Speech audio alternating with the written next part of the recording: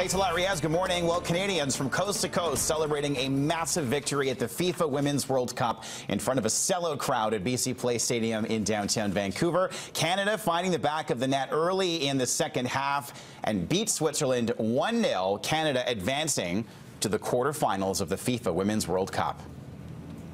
It was amazing to be here and be in BC Place, kind of, we call it our home here, and have the home fans just go crazy, and to watch Jose put that in the back of the net. I mean, it was such a special moment, and I mean, to beat a European team for the first time in a World Cup, we're just really looking forward to the next game now. So Team Canada staying in Vancouver as they advance. With more on that and how fans are reacting this morning, Greg is at BC Place Stadium. Morning, Greg. Good morning, Kyle. For those who didn't get a ticket to the big game last night at BC Place, the next best place to be was the FIFA fan zone. It looked and sounded like this when Josie Belanger scored that big goal late in the second half.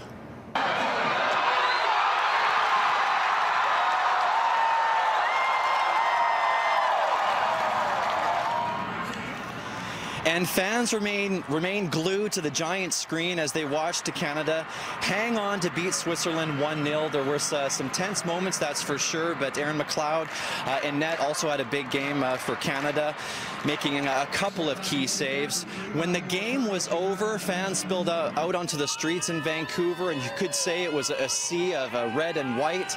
Also some Swiss supporters out there who were gracious in defeat. We're the best! Yeah! We knew we were going to win. I know. I think they did actually very well. Defensively, they were pretty solid. A little bit more playmaking maybe forward for next game would probably help them secure a spot.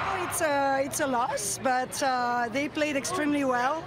And honestly, I'm dual citizen, so I can't lose tonight. I lost one game, but I'm winning another one. So I'm happy for Canada, and I'm sad that Switzerland is going back home. But I think they played fantastically well. So we know Canada will play again here at BC Place. That will be Saturday, a quarterfinal match. Who will they play? That depends upon who wins today. England and Norway. That's in Ottawa. Kyle? I feel bad for that one Swiss fan they were talking to last night. She seems so nice. Such great sports, the Swiss are. Yeah. Absolutely. Exactly. All right. Thanks, Greg Harper, live this morning over at BC Place in downtown Vancouver.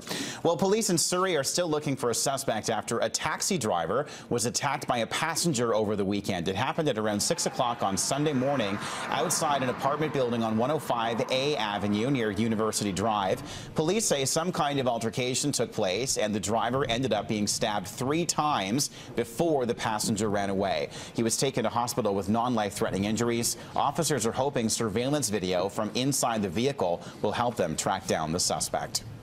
An RCMP officer convicted of perjury in the tasering death of Robert Jacansky should find out today if he's going to spend any time in jail. Kwesi Millington is hoping for a 1-year conditional sentence. Prosecutors want him to spend up to 3 years behind bars. In October of 2007, he was one of 4 RCMP officers involved in a deadly confrontation with Robert Jacansky at YVR. Millington's lawyer says his client remains on sick leave because he suffers from depression and post-traumatic stress disorder.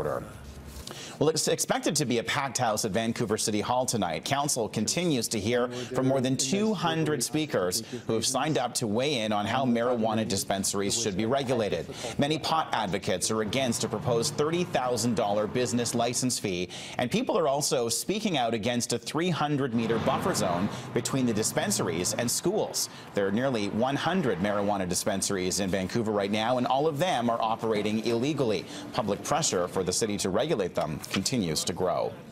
Thousands of people gathered in Charleston, South Carolina yesterday, forming a massive human chain to honor the 9 victims of Wednesday's church shooting. An estimated 3,000 people joined hands to show solidarity and support for the victims and their families. Dylan Roth was arrested last Thursday and is charged with 9 counts of murder. Federal investigators are examining a racist manifesto that appeared to have been written by Roth. Funeral services for most of the victims will be held later this week. Well, today is the first full day of summer, and despite the brief spell of rain we had last week, the region's fire rating remains high. Conditions right across the Lower Mainland are still extremely dry this morning, including here on the North Shore. Charcoal and briquette barbecues are banned in all West Vancouver parks. City bylaws prohibit open fires throughout the North Shore, including campfires, and smokers are being urged to be extra careful. We really want people to avoid smoking and discarding any cigarettes or matches on the trail systems. Obviously, bring some water, hydrate yourself, and enjoy the trail. Just be aware that we are in a high fire rating right now, and